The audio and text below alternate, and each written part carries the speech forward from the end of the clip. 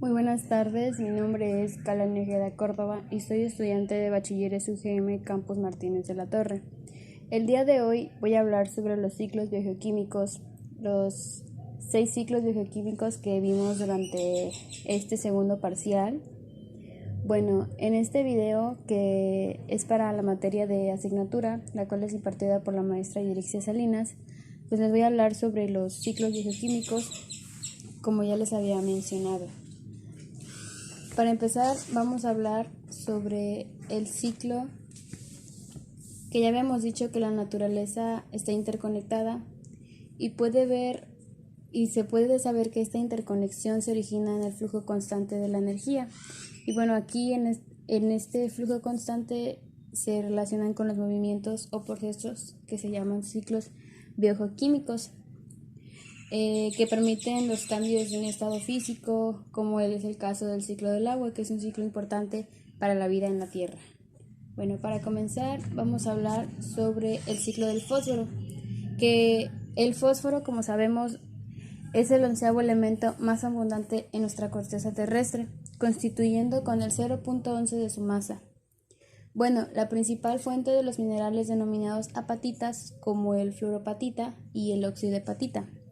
Bueno, en este ciclo, el cual es el ciclo del fósforo, pues tiene como principal característica este ciclo que no tiene ninguna etapa atmosférica, o sea que no va a depender tanto de las capas de nuestra atmósfera como lo es el ciclo del agua y el ciclo del oxígeno, que son importantes y vitales, y también entra ahí el ciclo del nitrógeno. Bueno, el contenido de fósforo en la mayoría de las rocas sedimentarias, como el mineral, este ciclo es más influyente en las rocas magmáticas, en las rocas sedimentarias y en cualquier otro tipo de roca. Es más alto que el promedio de nuestra corteza. Después continuamos con el ciclo del nitrógeno, que bueno, la atmósfera contiene alrededor del 78% de nitrógeno gaseoso y por lo tanto constituye la principal reserva de este importante elemento, que es el nitrógeno. Bueno, el nitrógeno es un componente fundamental de biomoléculas como las proteínas, muchas vitaminas y componentes fundamentales como lo son los ácidos nucleicos, el ADN y el ARN. Ni las plantas ni los animales poseen mecanismos que les permitan tomar el nitrógeno de la atmósfera y así poder utilizarlo. Bueno, en esta forma el nitrógeno pues queda disponible para las plantas. Los nitratos y el amoníaco en el suelo y el agua constituyen una segunda reserva.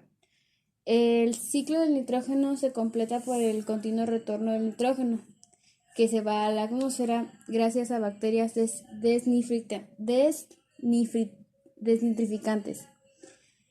Bueno, estas bacterias de los suelos húmedos, pantanos y estuarios descomponen el nitrato y desenvuelven óxido nitroso o nitrógeno, ambos en estado gaseoso, que se va a la atmósfera.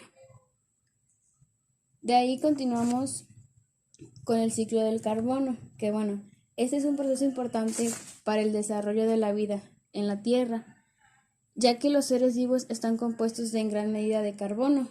La mayoría de los seres vivos, como ya lo sabemos, nosotros también en nuestro cuerpo tenemos carbono y los seres, los animales también lo contienen, o cualquier otro tipo de plantas. Bueno, el átomo de carbono es uno de los elementos de mayor versatilidad química, lo que permite asociarse mediante enlaces covalentes, polares o apolares con diferentes elementos. Por esta razón es el principal elemento estructural de las biomoléculas, carbohidratos, lípidos, las proteínas y los ácidos nucleicos que constituyen a todos los seres vivos. Bueno, el ciclo del carbono comienza con el CO2 atmosférico, que está en estado gaseoso, que constituye una proporción relativamente pequeña, pero muy significativa del carbono global. Es importante tomar en cuenta que la actividad humana que hoy en día se tiene o actualmente emite grandes cantidades de CO2 que va a la atmósfera, producto de la quema de combustibles, tales como el petróleo y el carbón, así como la emisión de gases por las industrias que hay en todo el mundo. Este exceso de CO2 ha provocado una acumulación de este gas en la atmósfera y ha sido asociado debido al cambio climático global, que como ya bien sabemos ha sido un problema muy grave actualmente en todo el mundo, no solamente en ciertos países, sino que afecta a todo el mundo. Continuando con el ciclo del azufre, que bueno, este ciclo es un nutriente secundario que se requiere para la formación de proteínas. Bueno, el azufre, como se menciona, es un nutriente secundario que se requiere para la formación de las proteínas, por lo cual se vuelve esencial para los organismos, o sea, para todos los seres vivos. Se encuentra principalmente en nuestra corteza terrestre y es emitida a la atmósfera de forma natural a través de las erupciones volcánicas. Bueno, y aquí se va relacionando un poquito más con lo que tiene que ver con, por ejemplo, del volcán sale el dióxido de azufre, el sulfato de oxígeno, el sulfuro de dimetil, después se convierten en dióxido de azufre y así hasta volver a reiniciar otra vez el ciclo. El ciclo comienza con la disolución del azufre, como ya les había mencionado, de la corteza terrestre o del azufre atmosférico.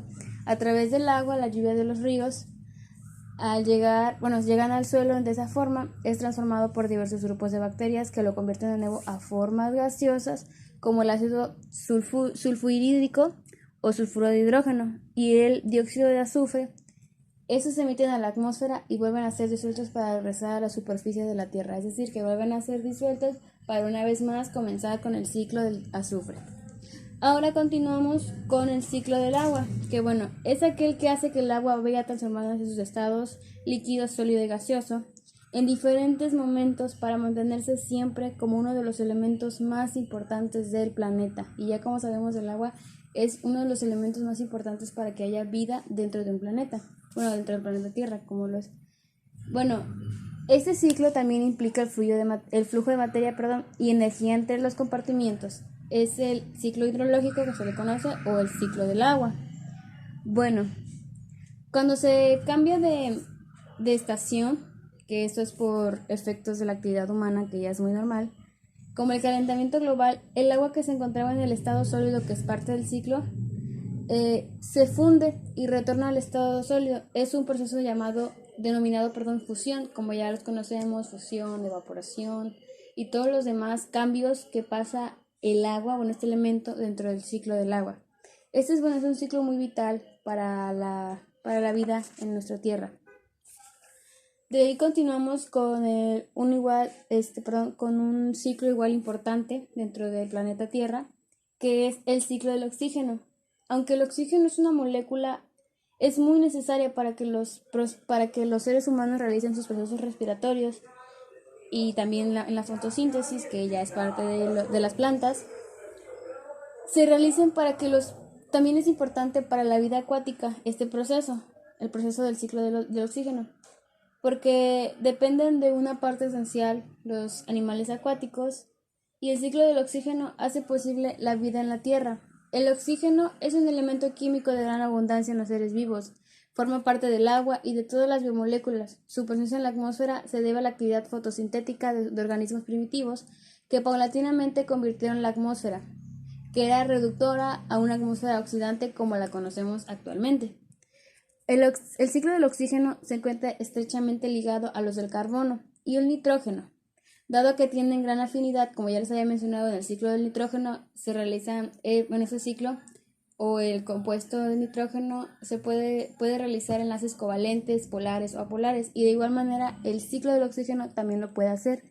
El oxígeno se mueve junto con el carbono y el nitrógeno a través de los procesos de fotosíntesis que lo realizan las plantas, respiración, que lo realizamos nosotros los seres vivos, nitrificación y desnitrificación. Bueno, pues estos son los ciclos bioquímicos que vimos alrededor de este segundo parcial que se aprendió de la asignatura de ecología.